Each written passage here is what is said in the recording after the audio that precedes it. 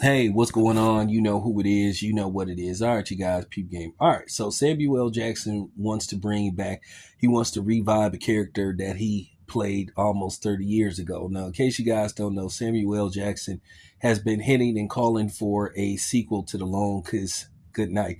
It's a movie he starred in with Gina Davis, where Gina Davis basically played a former CIA assassin that basically was suffering from amnesia. So she hired Samuel L. Jackson's character, who happens to be a private detective, to help her recover her memory and basically take it back to the past and see, can she find out what happened to her and why she lost her memory.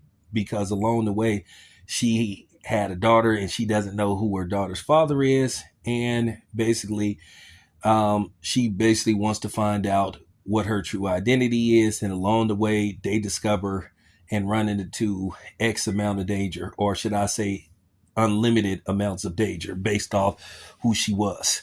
But nevertheless, I liked it. I watched the movie several times.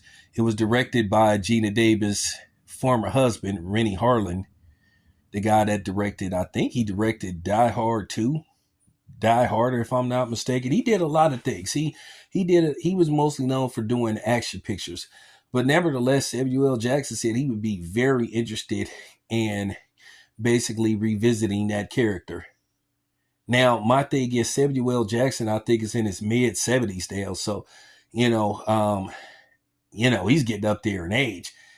For Samuel L. Jackson to try to do an action picture, being in his mid 70s, that would be very difficult at this, junction in his career.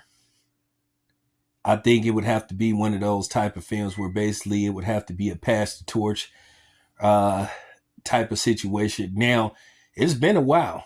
Now, keep in mind, Samuel L. Jackson's character had a son that was like maybe between the age of maybe 8 and 11, and then Gina Davis' character had a daughter that was between the age of maybe, a few years old, maybe about 5, 6 at the most. 7 would be stretching it, but nevertheless, I think you could go that direction.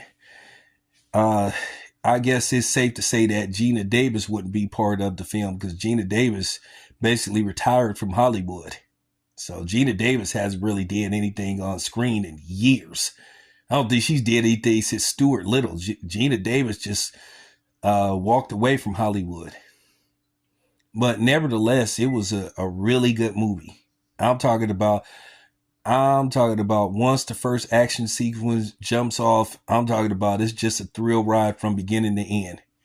And there was room for a sequel, but the movie kind of didn't fare well at the box office by certain standards. So, I guess they decided to just write the movie off. But I just think this day and age, sometimes, you have to wait it out. You never know. Who would have thought that Top Gun, that was 30 plus years in between, in between sequels, and 2022 would be the highest grossing movie of 2022. But, you never know. So maybe Samuel L. Jackson could strike lightning in a bottle at 75, I think. But we'll have to see. I would be interested in a sequel to The Long Kiss Goodnight. It just comes down to how the film would play out and how it would be written. But who knows? Maybe they could bring Gina Davis out for a cameo appearance or something. Because Gina Davis, from what I remember, she retired. Just like Cameron Diaz is talking about she is going to retire. Or she has retired. But we'll see. Anyway, it's your boy Tam. I'm out.